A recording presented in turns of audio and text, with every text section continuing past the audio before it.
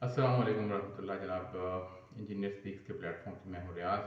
आज एक बहुत ही इंफॉर्मेटिव वीडियो के साथ मैं आपके सामने हाजिर हूँ जनाब। ये जो वीडियो है ये आप समझ लीजिए कि ये फिर मेरी 25-28 साल की जो एक प्रोफेशनल लाइफ है ये उसका निचोड़ है। ये जितनी बातें मैं आपसे करता हूँ ये मामूली बातें नहीं हैं, ये बड़ी ख़ास बातें हैं और बड़े ख़ास लोगों के लिए हैं। वो लोग जो ज़िंदगी में ऊपर जाना चाहते हैं, तरक्की करना चाहते हैं, जो कि ख़ास मकसद या एक ख़ास मकाम तक जो है ना वो पहुंचना चाहते हैं। तो ये आज की जो डिस्कशन है, जो टॉक है, जो बातें हैं, ये उन लोगों के लिए हैं। मैं चाहूँगा कि अगर आप एक कॉपी ले लें और उसके अंदर जो मैं डिस्कशन करता हूँ उसको आप जनाब लेक्चर वाइज या डेट वाइज या जो मेरी वीडियो वाइज उसको आप नोट करें। उसके अंदर से कुछ पॉइंट्स अगर आपको अगर लगे कि ये काम की बातें हैं वो नोट करें।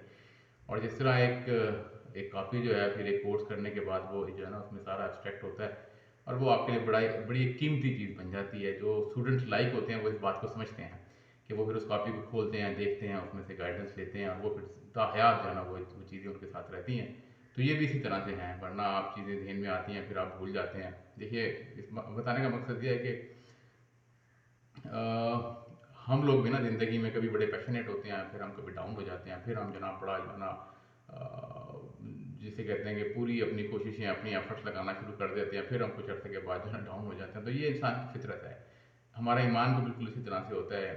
मोमिन का जो ईमान है वो चाँद की तरह होता है। कभी चौदहवीं के चाँद की तरह जनाब बड़ा आबोताब के साथ चमक रहा होता है और कभी वो बेचारा जो है ना पहली के चाँद की तरह बिल्कुल ना नज़र आने वाली कैफियत में होता है। तो जनाब हम पाकिस्तानी लोग जो हैं बहैसियत एक कौम हम ना जुआरी लोग हैं। ठीक है ना। तो ये मैंने बड़े अरसे के बाद ये वाली बात मैं समझा हूँ कि हम लोग जो हैं वो जुआ खेलना पसंद करते हैं। जितना जुआरी होता है ना वो चाहता है कि जी बस ये एक डील करूँ या मैं ये एक जो है ना छक्का फेंकूँ उसमें छक्का आ जाए और बस मैं जनाब बड़े पैसे बना लूँ।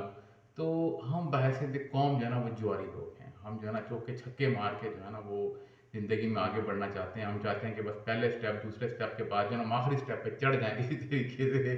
ठीक है। तो ये बेसिकली ये जो है ना ये हमारी आप कह लीजिए कि एक इज्तिमाई सोच है। जिस किसी से भी आप मिलेंगे, से बात करेंगे, देखेंगे तो वो यही जो है ना उसकी वो होती है कि जी बस रातों रात कुछ हो जाए।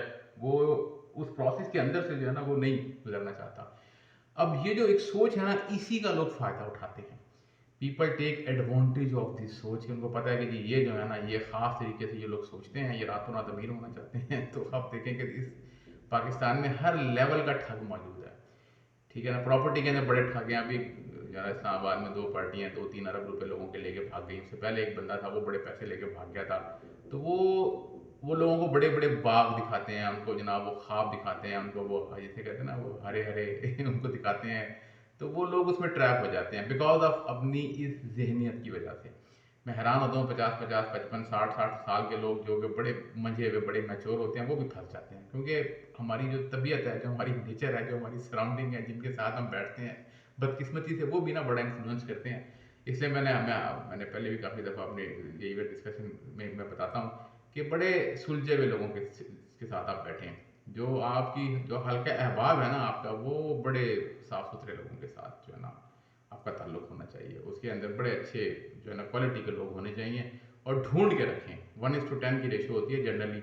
10 लोगों में से ना एक बंदा, 11 लोगों में से एक बंदा आपको काम का मिलता है। ठीक है ना। हर किसी के साथ नेटवर्किंग की जाती है। तो ये जो मैं बात कर रहा था कि जुआरी सोच की वजह से हमारे माशरे के अंदर बड़े ठग हैं। देखिए, ये जितने भी हमारे स्कूल हैं, कॉलेजेस हैं, यूनिवर्सिटी हैं, ये भी सब लोग ठग ही हैं एक्चुअल में ना। इनको आपकी उससे कोई लेना देना नहीं होता कि आपका जो है ना फ्यूचर क्या होगा, आपकी डिग्री जो हम आपको दे रहे हैं ये रेलिवेंट है या नहीं है इंडस्ट्री के अंदर, या जॉब मार्केट में किस चीज़ की डिमांड है, क्या आपको आना सिखाना चाहिए हमें।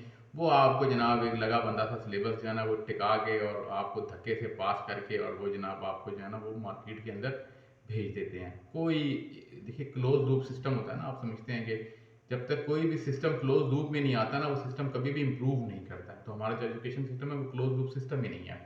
कि होता ही है कि आप एक फिनिश प्रोडक्ट मतलब आप एक रॉ मटेरियल मार्केट से लेते हैं, उसको आप फिनिश गुड में कन्वर्ट करते हैं, फिर आप उसको मार्केट के अंदर भेजते हैं। फिर उसके बाद आप फीडबैक लेते हैं कस्टमर की कि जनाब ये जो हमने चीज़ बना के मार्केट में भेजी थी इसके अंदर क्या आपको नज़र आया, इसमें क्या डेफिशिएंसीज हैं।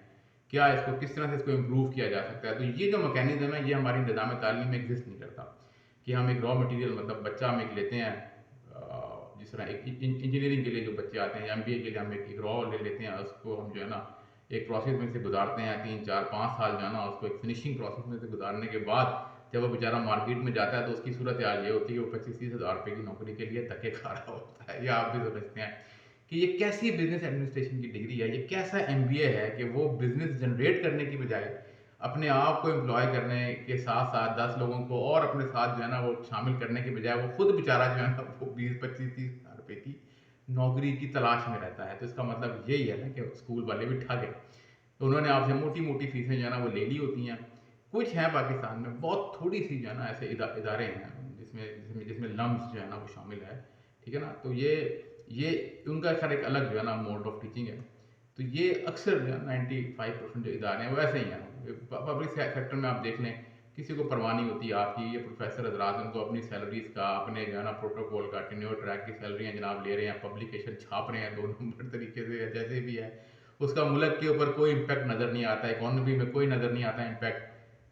एक साहब ने अभी 1000 पेपर लिख दिए जनाब, तो और वो जो पेपर थे उनके वो मतलब वो इस काबिल थे कि बंदा उनका ना पकौड़ी खा सकता था, क्योंकि उनकी उस रिसर्च उस पब्लिकेशन का इस सोसाइटी के ऊपर कोई इफेक्ट नहीं है, ठीक है। पेपर जो होते हैं रिसर्च इसलिए की जाती है ना, मकसद ये होता है रिसर्च का अपने पेपर बढ़ाने के लिए रिसर्च नहीं होती है। रिसर्च अब तो खैर वो मकसद फौत हो गया, लेकिन जो मैं समझा मेरे भी पब्लिकेशन मैंने भी किसी ज़माने में बड़े पेपर लिखे। तो पेपर जो होते हैं ना सोसाइटी के प्रॉब्लम्स को आइडेंटिफाई करते हैं, फिर उसके आप सोल्यूशन प्रपोज करते हैं। तो ये होता है बेसिकली आप रिसर्च आपकी ना इस चीज़ के ऊपर होती है।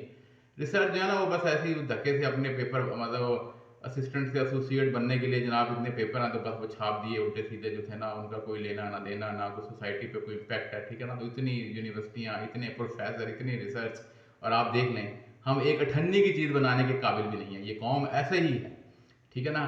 रिनाई के गीज़र हम जो है ना वो जो जापान वाले इस्तेमाल करके फेंक देते हैं वो हम इस्तेमाल करते हैं, ठीक है ना। ये बल्ब सारे वो चाइना से किटें आती हैं, हम कुछ करने के काबिल नहीं है सिवाय बातें करने के जो है ना, ठीक है। मिसाइल बना रहे हैं, पता नहीं ये बना रहे हैं, वो जो कंज्यूमर गुड है वो कुछ नहीं बना रहे।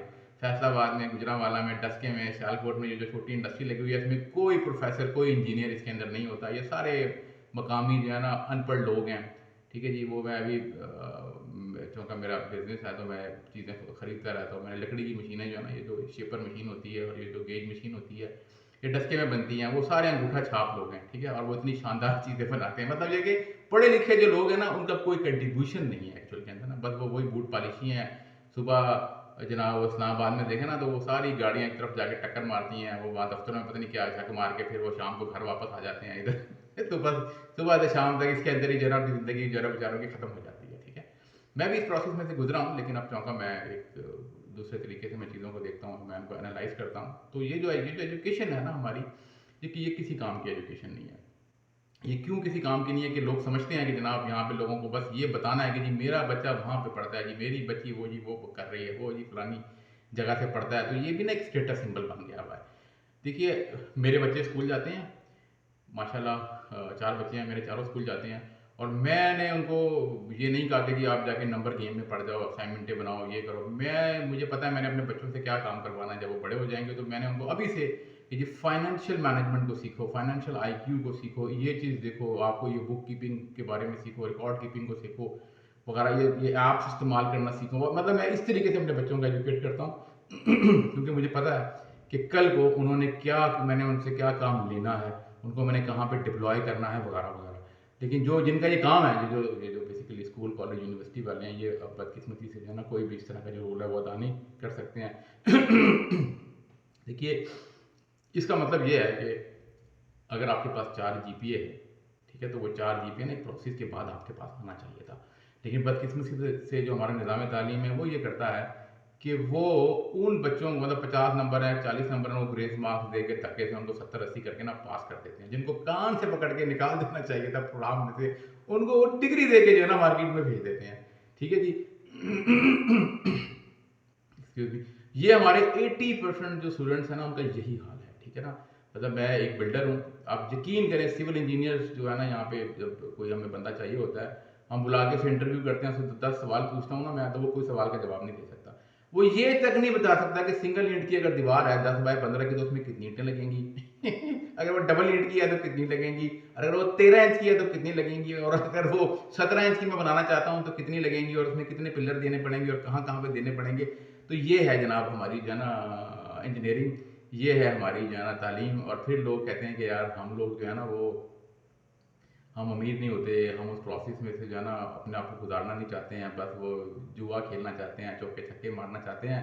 लेकिन तालीम, वो शऊर, वो नॉलेज, ठीक है, वो बेस, वो फाउंडेशन जब तक वो नहीं होगी, कैसे जो है ना ये चीज़ मुमकिन ही नहीं है ना। इसीलिए फिर लोग सिफारिशें लगवा रहे हैं। काबिल आदमी को सिफारिश की ज़रूरत ही नहीं होती है, ठीक है ना। सिफारिशें लगवा रहे हैं जनाब, फ़ोन करवा रहे हैं जी इसको रख लो। मैंने जब भी किसी बंदे को रखा या रखवाया सिफारिशी को, वो हमेशा हमेशा हमेशा 100% वो निकम्मा ही निकला, ठीक है। अल्टीमेटली उसको धक्का मार के ना निकालना ही पड़ा, ठीक है। मेरे पास था तो मैंने उसको फारिग कर दिया, अगर किसी और जगह था तो वो वहाँ से भी ना बेचारा या तो खुद छोड़ के भाग गया या उन्होंने उसको निकाल दिया था, ठीक है। तो एनीवेज बहुत शुक्रिया, थैंक यू वेरी मच, अल्लाह हाफिज़।